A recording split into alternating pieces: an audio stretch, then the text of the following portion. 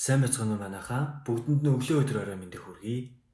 За, өнөөдрийнхөө дугаараар дамжуулан бүгдээрээ хамтдаа Эфтагийн дүрийг ярилцгаая. За, энэ Эфта гэдэг нэгийг харах юм бол маш эрэлхэг дайчин байсан боловч янхны хөвгүүн байсан байна. За, эцгийг нь бол Гилиад гэдэг байсан байна. Ингээ Гилиадын эхнэр нь ч түүнд одоо хөвгүүдийг төрүүлж өгч тэр эхнэрийнх нь хөвгүүд өсөж өндийгөөд Эфтаг хөөж чи өөр имийн хөвгүүн учраас бидний эцгийн гэр дотор чамд өв оногдохгүй гэж загнаж байгаа. Ийхүү Эфта ах дүү нараасаа зүгтааж Тобийн нутагт амьдрах болж байгаа. Ингээ үл бүтэх этгээдүүд Эфта руу цуглан ирээд түүний хамт явж байгаа. Ингээ хэсэг хугацаа өнгөрсний дараа Аммоны хөвгүүд Израилийн эсрэг дайдж байгадлаар үйл явдал гарч ирж байгаа. Ингээ Аммоны хөвгүүд яаж байгаа гэхээр Израилийн эсрэг тулалдахад Гилиадын ахлагчид Эфтаг Тобийн нутгаас авчрахаар явж байгаа. Ингээд тэд Эфтад хэлж байгаа л да. Ирж биднийг Аммоны хөвгүүдийн эсрэг тулалдахад бидний удирдахч болооч гэж одоо ингэж ятгах байгаа. Харин Эфта тэр Гилиадын ахлагчдад хэлэхдээ та нар намайг үзэн ядаж эцгийн минь гэрээс хөөж гаргасан биш үү? Одоо зовлонд орохдоо та нар яагаад над руу ирэх болсон юм бэ? За энэ хүү хэлэхэд нь одоо Гилиадын ахлагчид Эфтад хэлж байгаа. Чи бидэнтэй явж Аммоны хөвгүүдтэй тулалдаад Гилиадын бүх оршин суугчдын тэргүүлэгч болно шүү дээ. Тийм л учраас бид чам руу ирлээ гэж байгаа.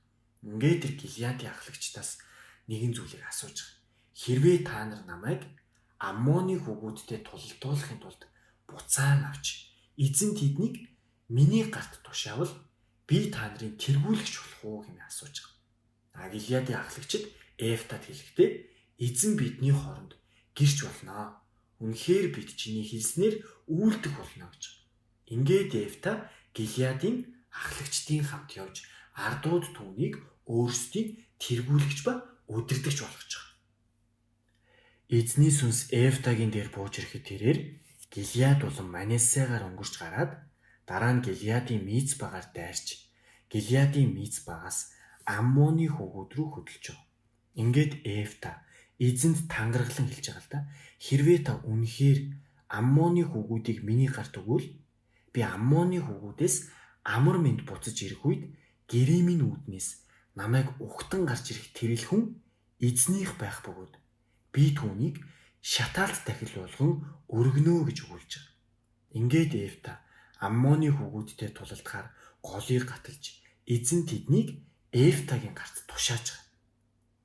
Эфта 12-аас Минитийн гарц хүртэл 20 хотыг завас Абел Керамимийн чандад хүртэл довтлон хүүс тэмтэрч байгаа. Ингээд Аммоны хөвгүүд Израилийн хөвгүүдийн өмнө дарагдж Эфта Мисфа дах өөрийн гэртээ ирэхэд нь охин нь хэнгэрэг дуурган бүжгэлсээр Эфтаг ухтан гарч ирж байгаа. Ингээд тэр охин бол Эфтагийн цорын ганц хүүхэд байсан. Эфтад тэр охиноос өөр хөвгүүнч охинч байхгүй байсан баг. Ингээд Эфта охиноо хармагцаа хувцаа урж тастан хэлж байгаа л да. Хөөхий охин минь ээ. Чи надад асар их гуниг авчирлаа. Чи намайг шаналглаа. Учир нь би эзэнд ам алдсан.